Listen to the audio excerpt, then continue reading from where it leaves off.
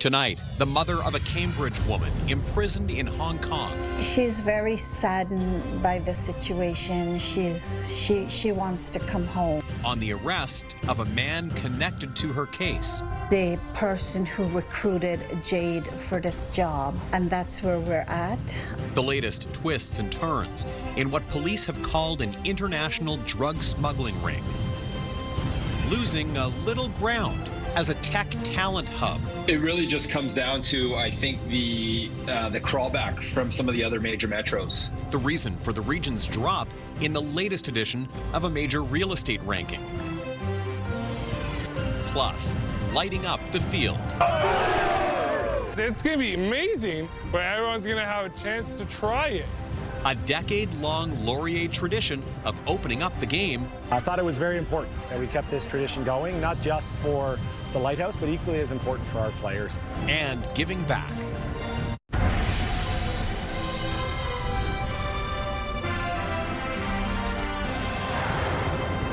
Good evening. The mother of a Cambridge woman who has spent nearly a year behind bars in Hong Kong is speaking out tonight after a second person was arrested in an international drug smuggling investigation. She says the young man who's been arrested was her daughter's alleged recruiter.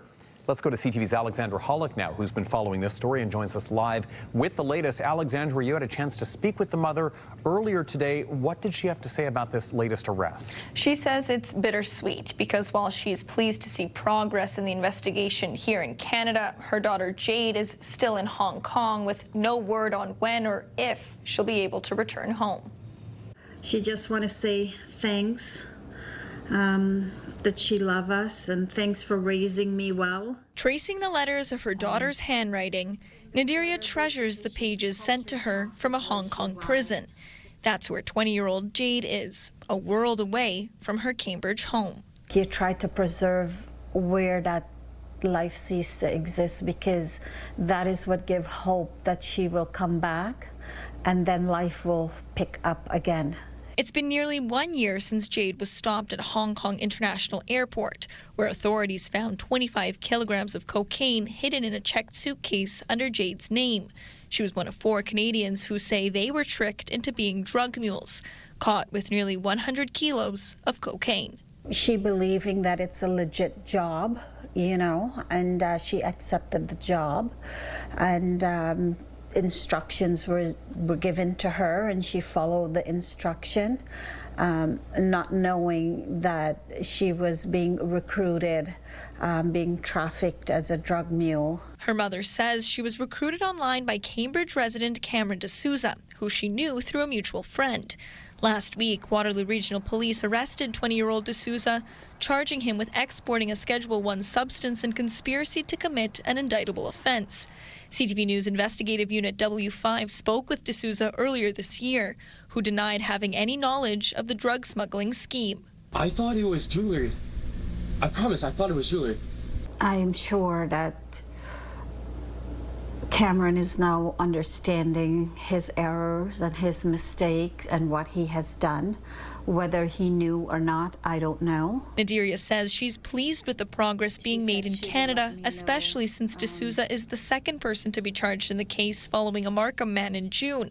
But she isn't sure how the work being done here will help her daughter overseas. These people are being punished for a crime they've committed here, but they're not being punished for a crime of recruiting my daughter, of trafficking my daughter, of using my daughter as a drug mule. In the meantime, she says she's hopeful spreading the word will bring attention, awareness, and action from the federal government.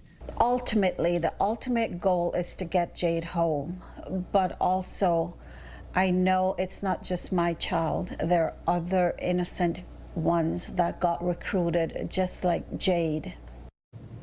D'Souza is expected to appear in a Kitchener courtroom tomorrow for a bail hearing. Meanwhile, Jade's mother says her daughter is scheduled for a court date of her own in Hong Kong later this month. The hope is that she'll be able to start building her case to come home. Tony. Alexandra Hollick, thank you for that report. All right, some developing news we're watching now as the clock ticks toward a midnight deadline for a new round of threatened tariffs by the U.S. We are learning that Prime Minister Mark Carney and U.S. President Donald Trump did have another conversation once again today. So let's go to CTV's Mike LeCouture in Washington now for an update on where things stand. Yesterday, there was a lot of action when you consider there was an hour and 45-minute meeting between both sides of negotiators that included U.S. Commerce Secretary Howard Lutnick. But today, it's been extremely quiet outside the offices of U.S. Trade Representative Jamieson Greer. While Canada is looking to get sectoral tariffs removed on steel, aluminum, and lumber, the tariffs on autos seem to be one of the most significant roadblocks to these negotiations. Right now, it's a 25% tariff on all non-American parts in those cars that are going into the United States. Sources are telling CTV News that while the Canadians want that number to go down to 10%, one American source says they might be willing to settle on 12.5%. Also new today, the U.S. Chamber of Commerce published a statement advocating for an end to this trade dispute. In it, the chamber encourages the two sides to continue talking with the goal of making a deal, saying, quote, the introduction of higher tariffs would damage both economies, drive up the costs for U.S. families, further disrupt critical supply chains, and risk the 13 million American jobs that depend on trade under the U.S.-Mexico-Canada trade agreement. Some of the people who were around that table for that negotiation say it's getting difficult to see how we can come to a deal because of how dug in the Americans are on sectoral tariffs. It's not so much about getting a win for Canada, it's about surviving the damage being inflicted by Donald Trump and limiting the damage. We've got to ride out the next 2.5 years of this president. We're never going to get to a great place on trade with this president. He likes his tariffs. So the goal is limiting damage. Just how much damage Canada can limit remains to be seen as the clock continues to tick towards that midnight deadline. Mike LeCouture, CTV News, Washington. And if those new tariffs kick in at midnight, many industries right here in Ontario could feel the impact. CTV's Siobhan Morris looks at that part of the story for us. With the route back to trade harmony, away from punishing tariffs unclear, the Premier's been trying to convey calm. Ontario will be prepared for any and every scenario. But this economist emphasizes the stakes couldn't be higher, with the possibility of a 50% tariff now hours away. There's the immediate consequences of not reaching a deal, which is going to be several sectors in Ontario that are going to be heavily hit, steel and autos. And then there's the long-term consequences of a deteriorating relationship with the United States.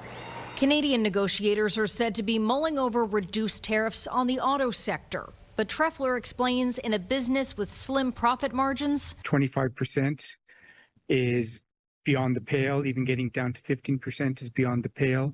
And it's higher than what many other countries are facing. Adding uncertainty to future production in the province. To secure that future, there's been talk of letting go of one of Doug Ford's points of leverage. At a minimum, we're going to have to see the provinces allow U.S. liquor back on the shelves. And maybe relaxing retaliatory tariffs.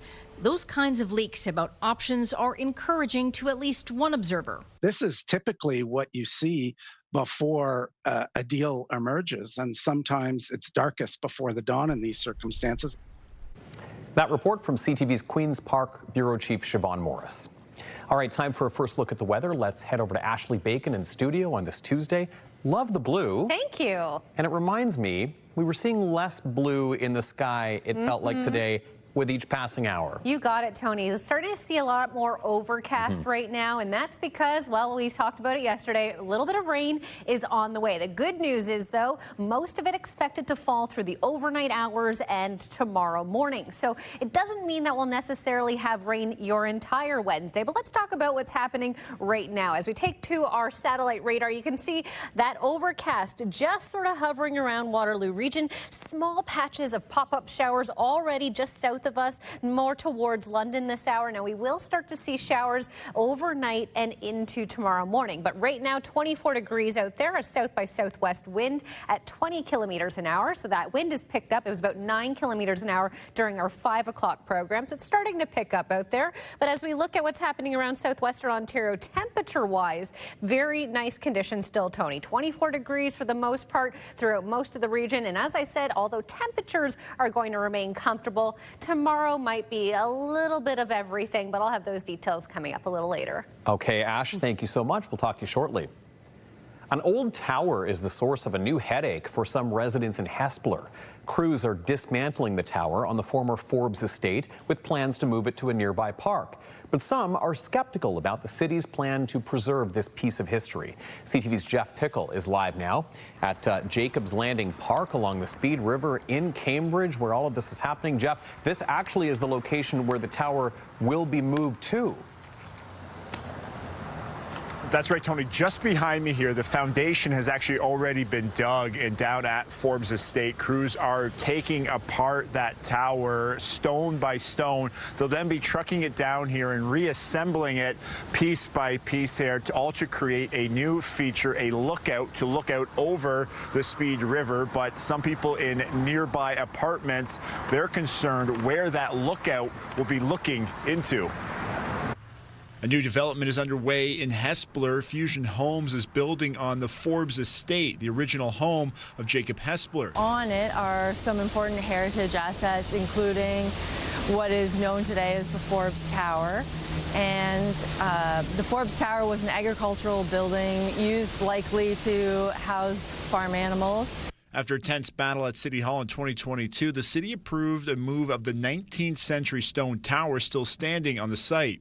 That property owner is disassembling the tower in its current location with the help of heritage experts. The city says the majority of the cost is on the developer, with the city responsible for a portion of the move and the ongoing maintenance and operations. Once dismantled, the tower will be rebuilt here at Jacob's Landing Park, less than a half kilometer away. Its scope is now going to be into these people's bedrooms and living rooms that live here. Neighbors in the nearby building say they have a number of issues. Where are these people going to park? Where is this lookout going to actually look into?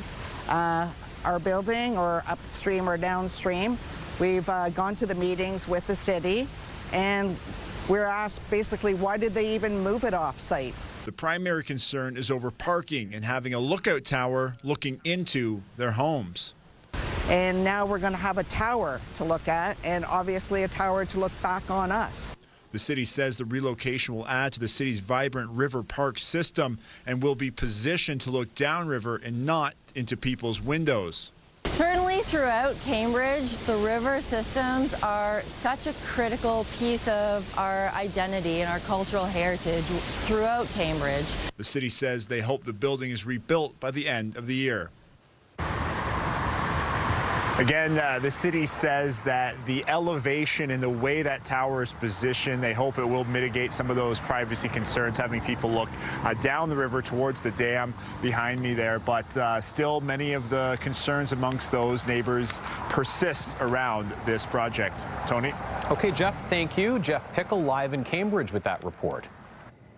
Just weeks ahead of a new school year, parents in Grey and Bruce counties are being warned that school buses may not be available for everyone in September.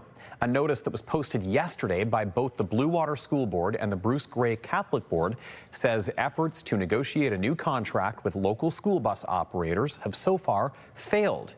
Now, the boards say they are exploring ways to reduce the impact, but they say they wanted to be transparent and let families know they might have to make other transportation arrangements. They're promising to keep providing updates as the situation develops. Now, advocacy group School Bus Ontario is suggesting if a deal isn't reached by this Friday, there won't be time for all drivers to get buses ready for the first day. It's calling on the provincial government to step in, saying in a release last night, without contracts in place, operators cannot make the investments and commitments necessary to prepare for September. The government needs to move quickly. While fewer candidates are running to become school trustees at boards that are now under provincial supervision, Ontario's Education Minister Paul Calandra has taken control of 8 boards over concerns about financial management. Currently, there's been no timeline for when provincial supervision at those boards will end. Some boards now have far fewer candidates than usual. Demonstrators marched to the Ministry of Energy today over concerns about a bill that they say will allow landlords to gouge tenants over air conditioning costs. What do we want? Air conditioning. When do we want it? Now. Who are we? Acorn. What do we want? Air conditioning. Tenant advocacy group Acorn says Bill 97 allows landlords to hit tenants with expensive surcharges for the months when they use air conditioning if utilities are included in their rent. Acorn says it has heard of instances of tenants being charged arbitrary figures rather than the actual energy cost. Now, the province says a seasonal rent increase for air conditioning must be limited to the actual cost of the electricity being used, or a reasonable estimate of the cost. It adds that if a tenant feels the costs are too high, they can apply for a rebate and should contact the Rental Housing Enforcement Unit at the Ministry of Municipal Affairs and Housing. The Crown is appealing a rare post-verdict mistrial declaration in Frank Stronach's sexual assault case. In June, the billionaire businessman was found guilty of sexual assault and indecent assault in connection with allegations made by 2 complainants. The mistrial on the sexual assault conviction was granted weeks later by the judge after emails were presented in court from a woman's lawyer in a separate civil complaint. Stronach's lawyer alleged those emails told a story that was inconsistent with the woman's testimony in the criminal trial. He is set to be sentenced on the indecent assault conviction in September. Start your morning with the CTV Kitchener newsletter. Local content from our newsroom sent right to your inbox. We've got a look at the day's top stories, the latest weather forecast, and some must-see videos. You can head over to our website to sign up. That, of course, is ctvnewskitchener.ca. While still ahead, the results are in for North America's top tech markets. Just ahead, CTV's Colton Weens will tell us where Waterloo Region landed on that list and how artificial intelligence influenced the rankings.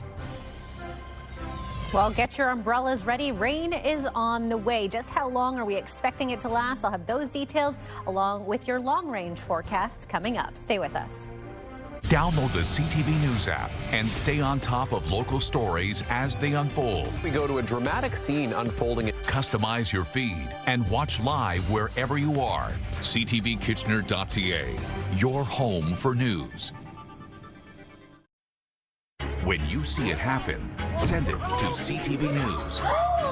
Text 10400. From your screen to ours. Text 10400.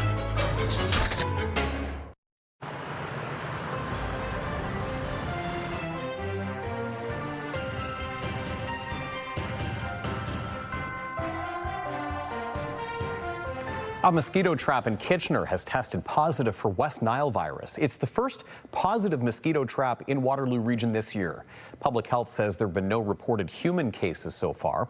Most people who contract West Nile virus don't experience symptoms, but some may develop fever, headache, muscle aches, or a rash. Waterloo Region is once again leading the way among smaller North American markets when it comes to tech talent. That's according to an annual report from a real estate firm. But the region has slipped slightly overall in the rankings from last year. And CTV's Colton Weens finds out why.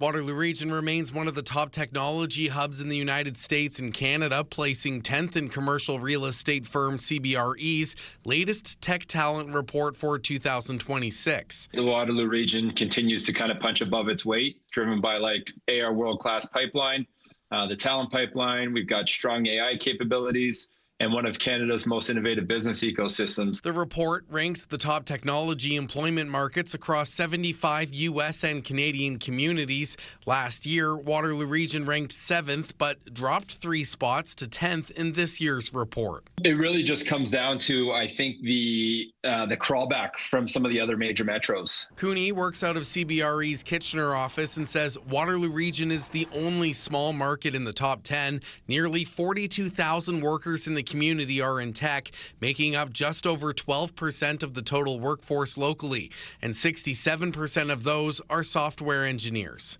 That workforce has grown significantly. We're small but mighty, and what we always discuss when we go up against all these other major tech communities, it's like talent is the currency of innovation, right? We continue to outproduce some of the major tech hubs. Cooney adds, from a real estate standpoint, rent is still cheaper here than in major hubs, and it costs less to pay talent than most major cities. I think it's a beautiful place where you can, source the top talent, but also have a really good life when it comes to cost of living. And I think that's one big thing we got going for us, even outside of the other two Canadian cities that made the top 10. Now, Cooney adds, as more artificial intelligence opportunities arise, there are plenty of bright minds locally that can support that growth, and he expects to see Waterloo Region rebound. Colton Ween, CTV News, Kitchener. A landmark social media case is underway in California with huge implications for what you see and do online. 29 U.S. states are suing Meta, that's the parent company of Facebook, Instagram, and WhatsApp, accusing the tech giant of harming young people. CTV's Alex Carpa has more.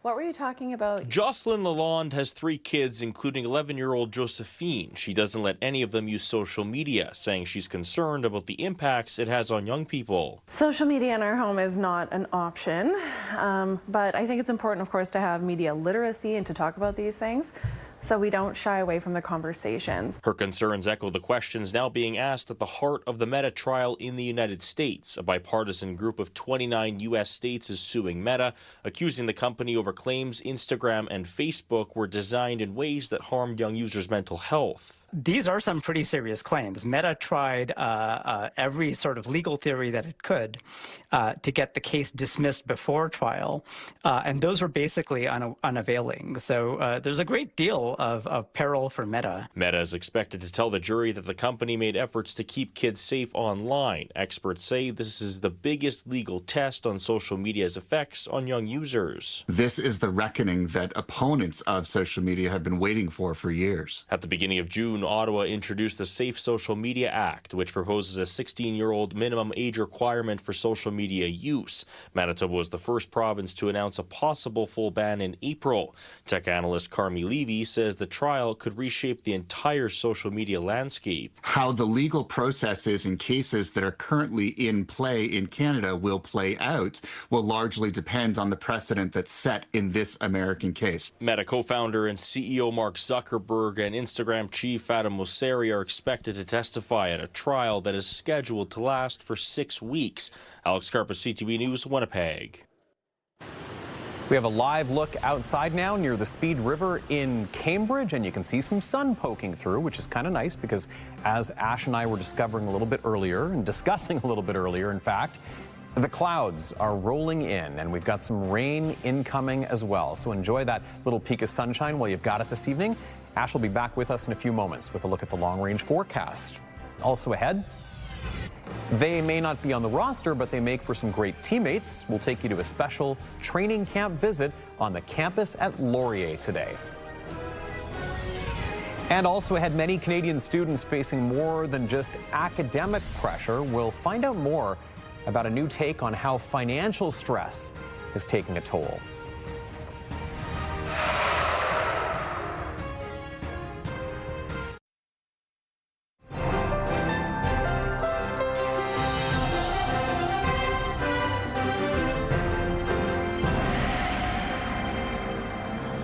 Ashley's here with our forecast. It's Tuesday. We're moving through the last half of August.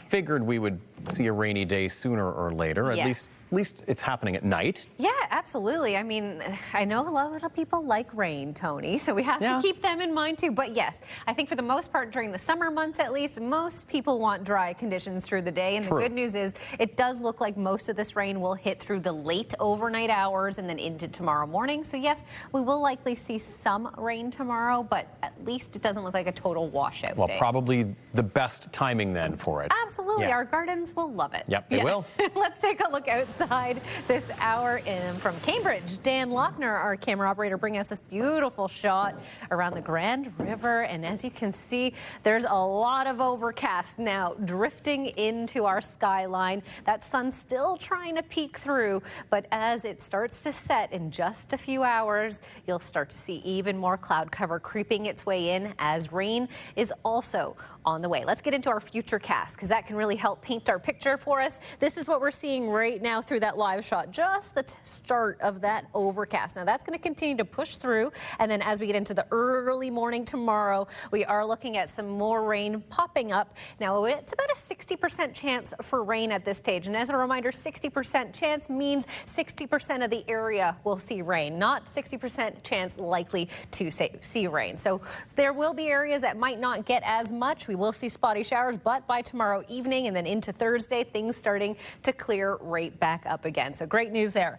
On the West Coast, a beautiful day, 23 degrees in Prince George in Vancouver. On the other side of the Rockies, a very nice day in Alberta, 25 and 26 for Edmonton, Fort McMurray and Calgary. Through the Prairie provinces, 26 in Saskatoon and Regina, 24. A little bit cooler in Thompson at 16 degrees. Up north in Yellowknife, beautiful, 21 degrees and a bit of sunshine. Iqaluit sitting at 9 with a mix of sun and cloud. Through Ontario, Sudbury getting a bit of a thunderstorm activity this afternoon, 22 there. Thunder Bay, 23. As we push even further east towards Quebec City, 24, mix of sunshine and clouds, as well as Montreal at 26. And on the east coast, a bit of rain just popped up in Charlottetown and Halifax over the last hour, 22 and 21. St. John's, 15 with a mix of sun and cloud. Here it's still sitting very comfortable at 24 degrees. Overnight, we're dipping a little bit further down to 14, so it will be comfortable for sleeping conditions on that front. We may see some storm activity through the overnight hours into southwest wind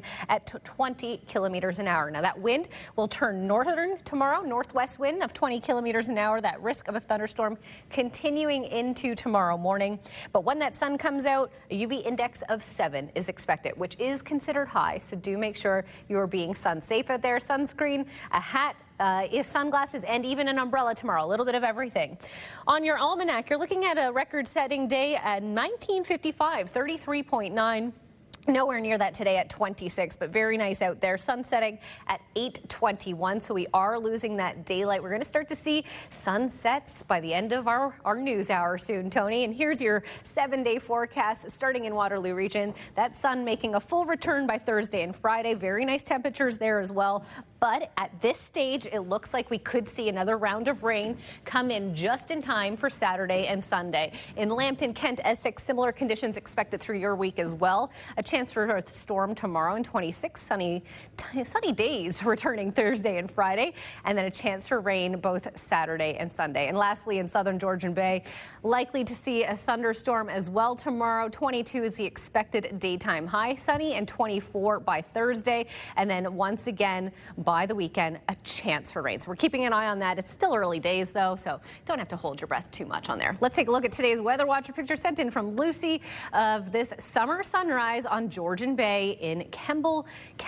Incredible capture. Thank you for sharing. Look at all the colors in that, Tony. Wow, that is gorgeous. I just had to look up Kemble to find out where it is. Right up in the South Bruce Peninsula area, right as you get onto the peninsula there. Beautiful country. Gorgeous, gorgeous sunrise this morning. I'm so grateful you were up early enough to capture it. Absolutely. I'm glad Lucy was too. And I'm glad you reminded us of that the whole idea of the probability of precipitation. Yes. When you say 40%. Yes. Of course. I get confused sometimes. It's not an easy thing to remember. I was going to bring up, I told you I was in Muskoka over my vacation. And, you know, when you talk about 40% in an area as big as Muskoka, there's a very likely chance you'll avoid it. Waterloo region, much the same. Yes. Yep. Smaller geographically, but the percentage kind of works the same way. Exactly. So I'm glad you and Will and Alex and everyone over the years has reminded me of this, and it's amazing how I forget it. So it's an easy one to forget, but important to remember when you can. It's a good refresher right about now. Thanks, Ash. Thanks, Tony. An annual tradition returned to the gridiron today. The KW Lighthouse Adult Day program teamed up with Wilfrid Laurier University to take part in the Golden Hawks training camp. And CTV News was there to capture the fun as the program marks its 10th anniversary.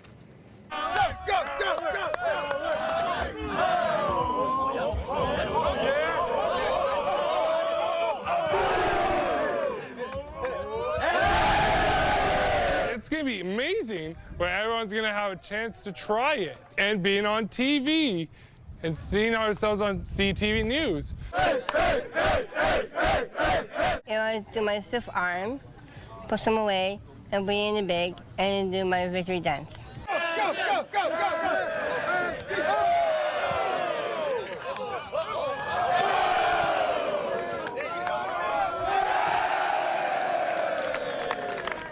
With trails,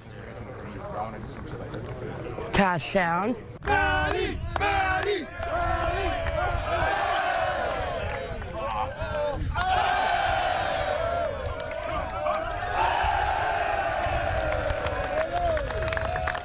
I celebrate with my hands like this.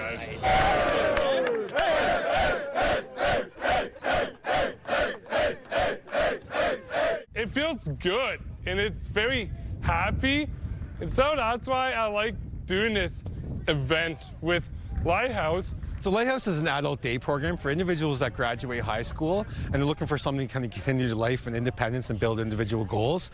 And we're just a big community for people to come and experience things in the community like they did today.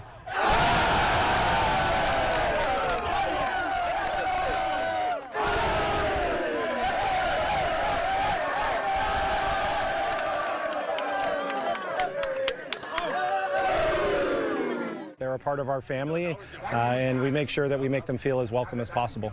We come out here every summer and do drills with them, and they come visit us at our center, come out to games, and it's just something that's growing every year, so it's amazing. Coming up, a Toronto hockey star who's used to winning face-offs, but this one could cost him millions. Why Leafs captain John Tavares is in a heated battle with the CRA.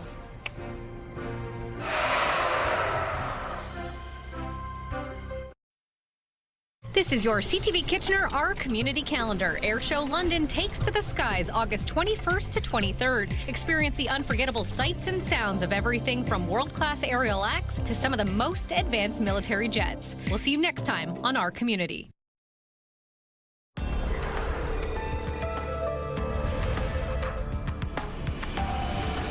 Some Huron County residents are demanding their local politicians block a plan for a battery storage project near Port Elgin.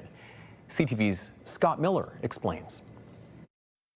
To meet Ontario's growing desire for more energy, 29 acres of farmland near Port Elgin could soon become home to one of Ontario's largest battery storage projects. I am worried that it's going to happen, truly. This is where my family grew up. Neon Canada would like to build an energy storage complex along a hydro corridor just south of Port Elgin. It would encompass 344 lithium iron phosphate batteries and 89 transformers to take power off the grid at times of low energy demand and return it to the grid when energy demand is high. This is not the place for it. There's all kinds of places that this thing can be located. Away from people, away from livestock, away from wildlife. The loss of farmland concerns others. Every day in Ontario, 320 acres of farmland is lost to development. My husband and I are farmers, and we've farmed this land with our children, and I can't imagine not being able to farm it anymore and pass it on to future generations. Schwa says she's concerned about what would happen if the batteries caught fire. They claim that that will never happen. I would like to see the guarantees to prove that that is not going to happen in a 20-year span. If a fire did occur and it did get into the other units, you can't put these things out. You got to let them burn out. Neon initially planned to build the battery storage complex near Tara, but moved their preferred site to Saugeen Shores following consultation with the Saugeen Ojibwe Nation, who would be 50% partners in the proposed project, which still does require municipal approval in order to move forward. I got the feeling that they're really, really trying with everything they have to push this through, and I hope I'm wrong and this doesn't happen. I cannot believe the number of people that have stopped in here with concerns. If they do get municipal approval, construction on the Neon battery project could begin as early as next year and be completed by 2028. Near Port Elgin, Scott Miller, CTV News. The federal government's move to repeal its electric vehicle sales mandate while replacement tailpipe emission standards remain unfinished. The mandate would have required electric vehicles to make up 20% of new vehicle sales this year and 100% by 2035. Ottawa says consultations on tougher emissions standards for gas-powered vehicles will begin this fall, with draft regulations targeted for early next year. Environmental groups say the replacement rules are already behind schedule, and they warn that scrapping the EV mandate could slow down adoption and lead to increased emissions. Home sales across the country were up slightly in July compared to June. That is according to the latest numbers from the Canadian Real Estate Association, although the organization says on a seasonally adjusted basis, activity was up 0.5% in July compared to June. Compared to last year, though, sales were down 5.3% during the month. Prices also fell on a year-over-year basis in Ontario. Time to recap our top stories. CTV's Leanne Evans joins us in studio with the latest. Leanne, the mother of a Cambridge woman who has spent almost a year behind bars in Hong Kong, speaking out tonight. And it comes as her daughter has been in Hong Kong in prison for nearly a year. Now a second person has been arrested in an international drug smuggling investigation. The woman says 20-year-old Cameron D'Souza from Cambridge is her daughter's alleged recruiter. He's expected to have a bail hearing tomorrow. It is down to the wire for trade talks between Canada and the U.S. There's just hours left to reach a deal to avoid another round of U.S. tariffs. Prime Minister Mark Carney spoke with U.S. President Donald Trump about the ongoing trade negotiations once again today, but it's still unclear if a deal will be reached. If no deal is reached, 50% tariffs will take effect on a variety of Canadian goods as of tomorrow. And online tonight, Leanne, our digital team has a warning from Waterloo Regional Police, and I feel like it is a warning we have definitely heard before about a certain type of crime. Yeah, it certainly is. They're reminding people to lock their vehicles and take their valuables inside with them. That comes after a series of thefts from vehicles in parking lots across the region. For more information on the investigation and tips from police, you can scan the QR code, download the CTV News app, or go to ctvnewskitchener.ca. Tony. Okay, Leanne Evans with our top stories. Leanne, thank you so much. Thank you. As the cost of living keeps rising, a new report is outlining just how stressful the financial pressures have become for students at the post-secondary level. CTV's Paul Hollingsworth has that story. This campus will soon be jam-packed with students who are balancing their demanding academic calendars with managing financial stress. Terrible. It's not fun. Trying to make ends meet can be difficult. Rent, food. The high cost of tuition, books, food, and housing is making life overwhelming for many students. That's how it's going for the next, however long we have in our lives. A new study shows 76% of post-secondary students say financial stress is negatively impacting their well-being and academic performance. 20% are more stressed about money than school. 23% don't know how to build and maintain a budget. I think it's the worst that we've seen in quite a while. There are steps being taken to help. The St. Mary's University Students Association is offering free groceries for anyone who needs assistance. All of that is a lot of strain on their mental health, and then they have to worry about the 5 courses that they're taking. Financial planner Daryl Smith says more young people are coming to him to learn basic steps to manage cash flow savings at a time when costs are rising. It starts with a budget, and if kids are going out to be adults on their own at a young age, they have to kind of create the budget. The survey also showed 89% of students hope to learn about investing. Many of the students we spoke with said even though they don't have money yet, they hope to learn how to manage money and plan for the future as they continue university. Paul Hollingsworth, CTV News, Halifax. Well, for some, it may be a spooky thought, Halloween in August, but one popular retailer is already making its presence known in Waterloo Region. We'll have that later.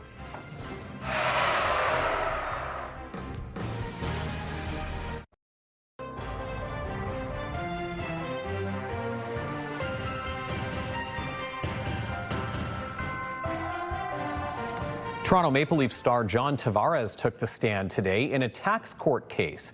The Canada Revenue Agency is asking the player to pay millions over a signing bonus. CTV's John Woodward reports.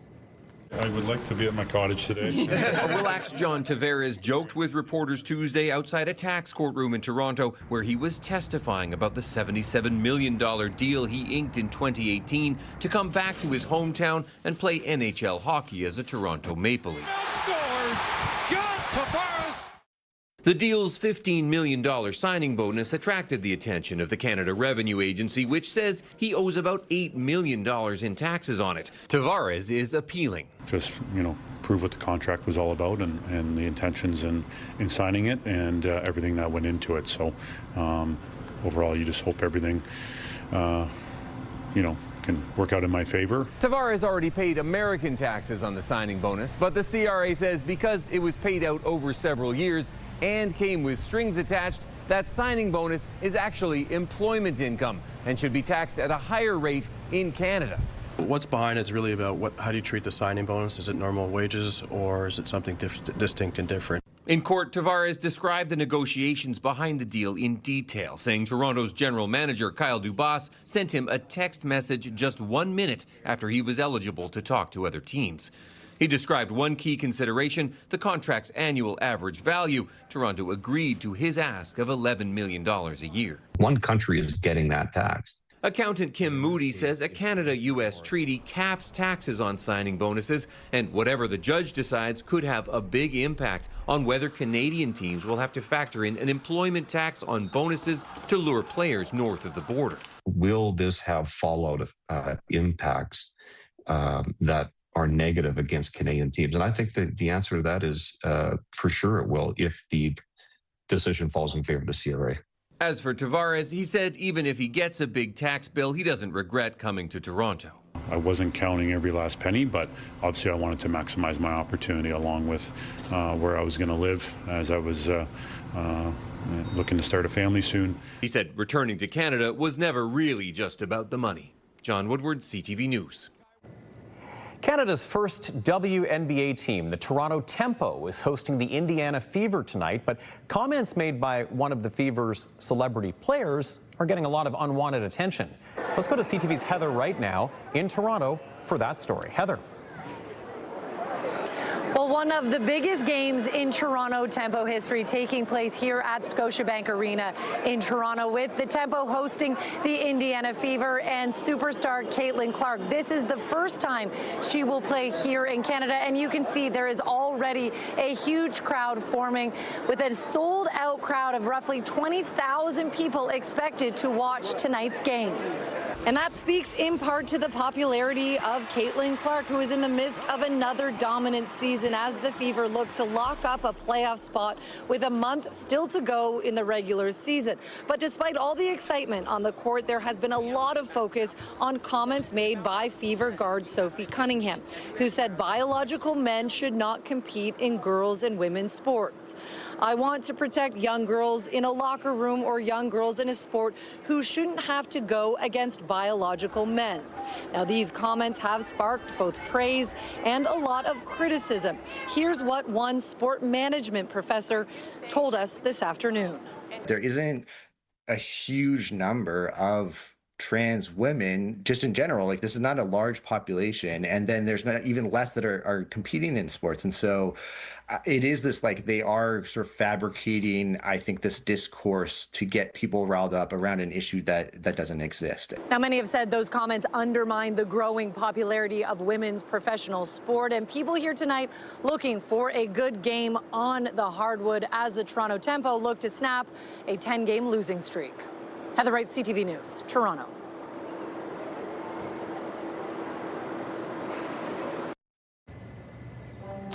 More news in a moment. First, let's head over to Ashley.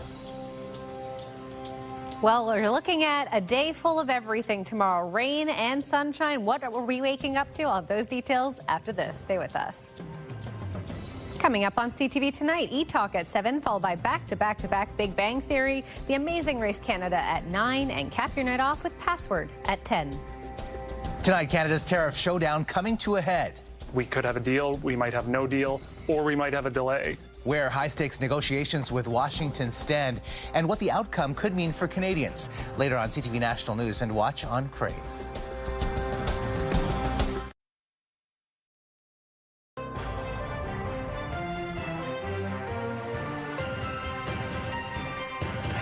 Okay, where are we going next here? We're going to wake up weather, Yes. which could be a little on the damp side. A little bit of this, a little bit of that. Wednesday. Yeah, and I mean, there is a chance always for thunderstorm activity as well. So do keep an eye on ctvnewskitchener.ca tomorrow morning for any updates, of course, through Environment Canada. And as we take a look at our wake up weather board, likely showers to start us off, at least temperature-wise, Tony. It looks like it's about 20 degrees by 10 a.m. That's okay. I liked the temps in the 7-day forecast. Yeah, you know, temperatures holding strong, not too hot, definitely not too cold. It's that perfect temperature.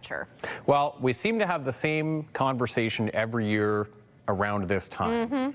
It actually, you know what it used to be? It used to be that we were going, can you believe that back to school sales are on already? You're absolutely right. At the end of July, Yes. early August. That ship sailed. Now the question is August too early to start thinking about Halloween? Well, if you ask pop-up retailer Spirit Halloween, there's no such thing as too early. Multiple Spirit Halloween locations have started to move into large retail spaces around the region and have been putting up their signage. Yes, including this location, the site of the former Toys R Us on Fairway Road in Kitchener, which shut down less than 2 weeks ago. There you see Spirit, and well, the Toys R Us hasn't even fully faded yet on the building. Man. So there you go. That's going to be an interesting change. I mean, it's a fun holiday, and I can only speak for myself, but I really enjoy Halloween, but I am not ready to say goodbye to summer yet and to even remotely think about Halloween. Hot take here. I don't like Halloween at all. But you know what I do love? I do love the effort people put into the Halloween displays that we see in our local neighborhoods every time of year. There's something fun about that part of it. I just have no desire in finding a costume anymore. That's totally fair. I mean, I feel like we play dress up every night a little bit. A little bit. So. A little bit. That's a very good point. All right, we'll be back here at 11:30. Have a good night.